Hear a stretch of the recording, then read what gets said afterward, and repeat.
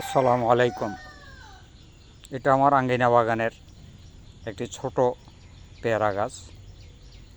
এই পেয়ারা গাছে আলহামদুলিল্লাহ যে পরিমাণ পেয়ারা ধরেছে ওই পরিমাণ গাছে পাতাও নেই।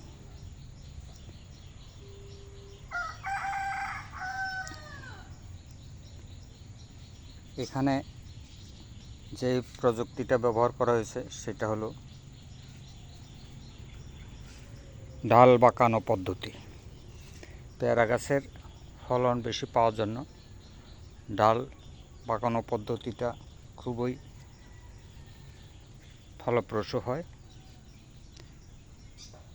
এখানে ডালটা পাকা করে দেওয়ার পরে নতুন ডাল বেরিয়েছে এবং সেখান থেকে এই অসংখ্য ফল ধরেছে। আলহামদুলিল্লাহ, যাদের পেয়ারা গাছ আছে তারা ডাল পাকানো পদ্ধতিটা প্রয়োগ করে দেখতে পারেন। আল্লাহ হাফেজ।